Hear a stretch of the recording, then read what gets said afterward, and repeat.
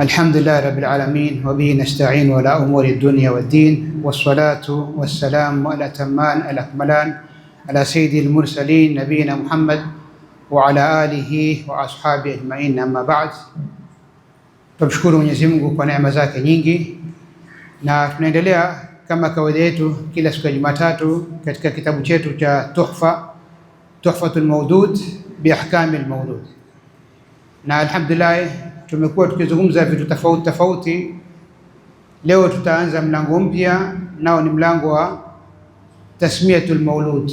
Pindi ukiruzukiwa na mtoto, kumtaja jina chini ya kivuli cha dini yetu tukufu. Nikirudi nyuma kuungamanisha haya yote kwa jumla, ni kwamba tunahimizwa sana sisi wanadamu kuoa ili mwanadamu asiishi peke yake, na ndio hii ilikuwa ni milango ya mwanzo katika kitabu hichi.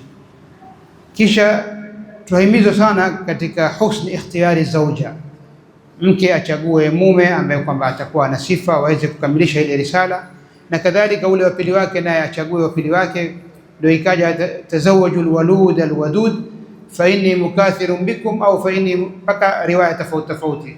Oa yule ambaye kwamba atakuwa ni mzazi, bali kwamba ana sifa za akhlaq na zote zile na jamal. Kisha ikaja kwamba tayari umeruzukiwa mtoto, kupatikana yale al-aqiqa, kumchinja nyama, ikiwa mtoto wa kiume mbuzi wawili, ikiwa ni mtoto wa kike mbuzi mmoja.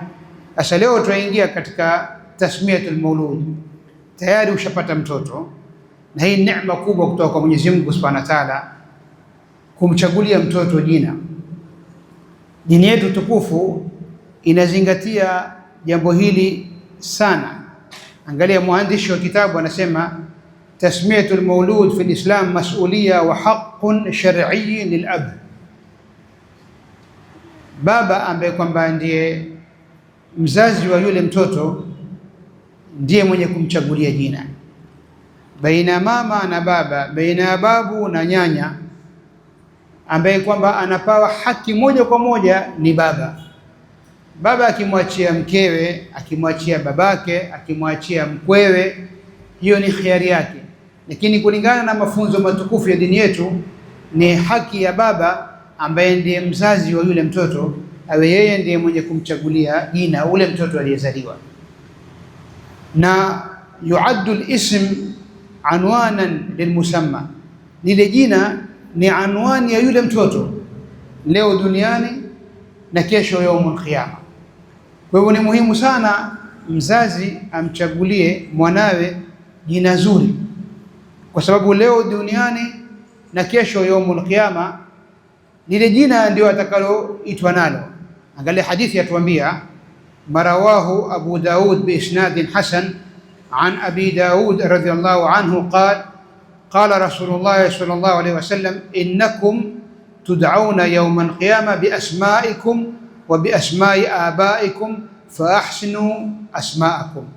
Nyinyi yawma al-qiyama mutaitwa kwa majina ya wazazi wenu, majina yenu na majina ya wazazi wenu. Kwa mfano mimi ni Suleiman bin Ahmad, nitaitwa kwa jina hilo hili. Kwa hivyo jina hili mimi alionichagulia ni mzazi wangu, na leo duniani mwaniita hivyo, na kesho yaumul qiyama nitaitwa kwa jina hilo hilo.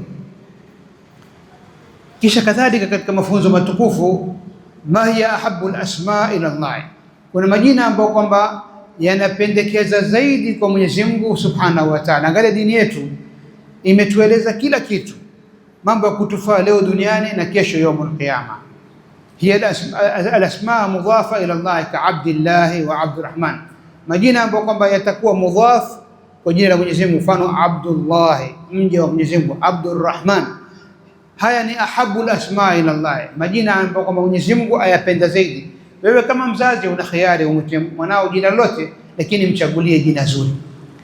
Ilitokea wakati wa Amir al-Mu'minin Sayyidina Umar, alikuja baba kumshtakia mwanawe kwa Amir al-Mu'minin. Akaja, ya Amir al-Mu'minin, mwanangu hanitwi mimi, ananikosea mimi, na mimi ni babake. Sayyidina Umar akatumana ule mtoto, akaitwa, akawako mbele yake ni baba na mwanawe, ataka kuyasikia maneno kwa wazazi, kwa mtoto na kwa mzazi wake, ili aweze kufanya tathmini ya kisawasawa. Lakini Saidna Umar akimwangalia yule baba, akamwona ana harakati ambazo kwamba kidogo si za kawaida. Akawa mara ana harakati kama kushika kitwa, kufanya hivi kama ana kitu akifita. Na watu wa intelligence mara nyingi huwa wanamsoma mtu wanapomwangalia.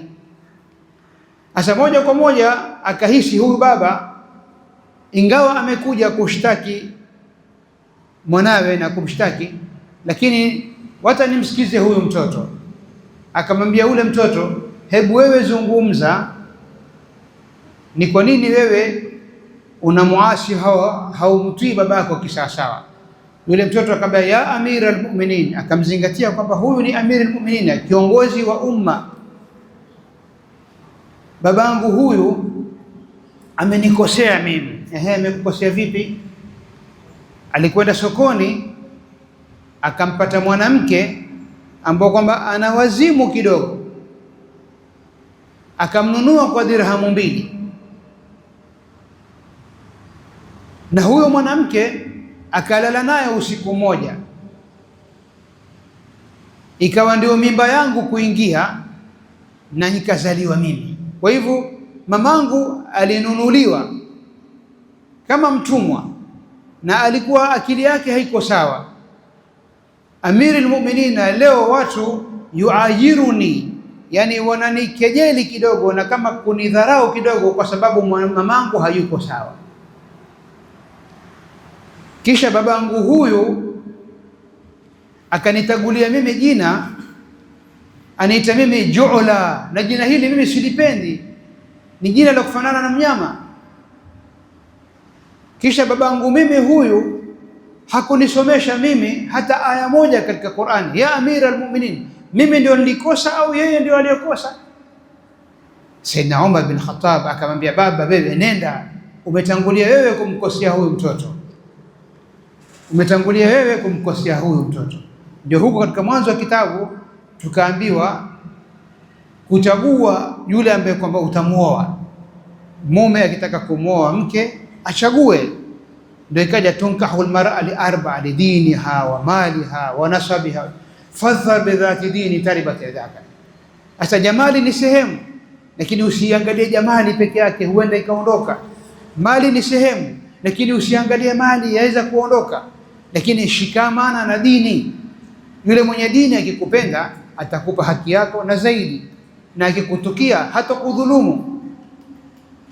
Na kadhalika mwanamke akaambiwa, idha jaakum man tardhauna dinahu wa khuluquhu fazawijuhu, akija kwenu nyinyi anayetaka kuoa na akawa ana tabia njema na ana dini, muozesheni. Kwa hivyo haya ni maair, hivi ni vipimo, na hii ni katika dini yetu tukufu. Dini yetu tukufu imetufundisha mpaka ukiingia chooni kuna adhkar, ukitaka kulala kuna adhkar, ukiingia nyumbani kuna kusalimiana, ukitaka kula kuna adabu. Hii yote ni kuonesha ni dini ambayo kwamba imekamilika. Na kadhalika ukipata mtoto umchagulie jina zuri.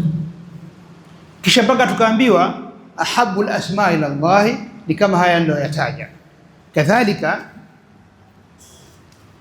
Mtume wetu Muhammad salawatullah wasalamu alayhi alikuwa akiwakataza watu kuwaita watoto wao kwa majina ambayo kwamba yanatukiwa na nafsi. Nafsi ya mwanadamu ni amana, yataka uitukuze na usikosee. Sasa unapomtaja mtu au mwanao kwa jina baya, nafsi yake inakirihika, haifurahi. Kama kuna majina ambayo kwamba yapo, jina la harb, vita, hili kadhalika si jina zuri. Leo waweza kuta katika nchi za Kiarabu au nchi nyingine kuna jina hili hutajwa, lakini katika tarehe si katika majina mazuri haya. Kadhalika kalb ni mbwa, lakini utakuta katika majina ambayo kwamba yapo katika majina ya Kiarabu utakuta kalb ni jina.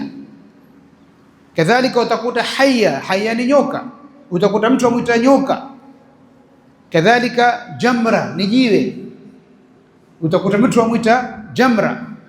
Kadhalika ulama muasirina pia wakaja kusema kwamba asije mtu akamwita mwanawe Hitler, akamwita mwanawe Stalin, au akamwita Malikul Muluk, ikaja ikaeleza ili mchagulie mwanao jina zuri, kwa sababu lile jina leo duniani baina yetu sisi tuaitana kwa majina haya ambayo kwamba tumepawa na wazazi wetu, na kesho yaumul qiyama utakwenda kuitwa kwa lile jina ambalo kwamba waitwa nalo hapa duniani. Kwa hivyo ni muhimu sana mwanadamu anapotangamana na watu amchagulie mwanawe, anaporuzukiwa amchagulie mwanawe jina zuri, kwa sababu lile jina ndio identity yake.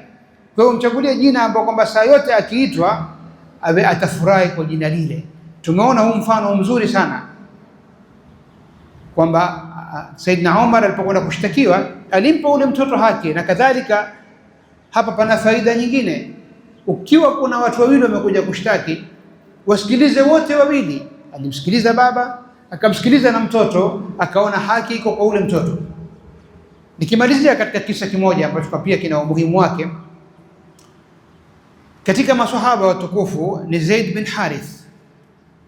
Zaid bin Harith ni sahabiyun jalil, alikuja Madina na akaishi nyumbani kwa mtume wetu Muhammad salawatullahi wasalamu alayhi. Zaid bin Harith kuna tarehe ndefu, nimeifupisha tarehe yake ilivyoanza mpaka akafika nyumbani kwa mtume wetu Muhammad sallallahu alayhi wasallam. Wazee wake wakawa wanamtafuta huyu Zaid, wakasikia yuko kwa Muhammad salawatullahi wasalamu alayhi, wakaja mpaka kwa mtume wetu Muhammad salawatullahi wasalamu alayhi. Mtume akamwita Zaid, akawaita na wale wazazi, akamwambia Zaid, wajua hawa wazazi hawa watu? Akamwambia nawajua, huyu ni mzee wangu, huyu ni ami yangu. Na hawa akasema huyu ndio Zaid, sisi tumtafuta. Akamwambia sasa mimi nawapa khiari, huyu Zaid akitaka kurudi na nyinyi na nyinyi mmekuja kumtafuta, basi lahu alkhiyar, arudi na nyinyi, na akitaka kubakia na mimi basi nyinyi mkubali kwamba ni khiari yake, ni choice yake aliyochagua kwamba yeye abakie na mimi. Zaid akamwambia ya Rasulullah, sina badali zaidi yako wewe, mimi nimeamua nitabaki na wewe, wazee wangu wakitaka kurudi warudi, lakini mimi nitabaki na wewe. Sasa mtume wetu Muhammad sallam kuona Zaid amemfadhilisha yeye kushinda wazee wake, ikajulikana katika tarehe yule aitwa Zaid bin Muhammad, ikaja Qur'ani kuliweka sawa jambo kama hili, ikawa Zaid hatotajwa kwamba ni mtoto wa Muhammad, lakini ni atabani, alimchukua kama kumadapt kwamba huyu nimempa jina langu. Lakini Uislamu ukaja ukakataza, ud'uuhum liabahim huwa aqsatu inda Allah, waiteni watoto kwa majina ya wazazi biologically, yule aliyemzaa ndiye mzee wake. Kwa hivyo hata kama wewe umemlea au nini, lakini babake atabakia ni yule yule ambaye kwamba amemzaa. Kwa hivyo ni muhimu sana mtoto akizaliwa, mzazi ampe mtoto jina zuri, ili awe akizungumzwa na akitajwa mbele ya watu leo duniani na kesho akhira, awe atafurahi kwa jina ambalo kwamba amechaguliwa na wale wazazi wake. Kwa kuzingatia wakati, tumwombe Mwenyezi Mungu atujalie alladhina yastami'una qawla fayattabi'una ahsana. Wassalamu alaykum wa rahmatullahi wa barakatuh, wa shukran, jazakumullahu khairan.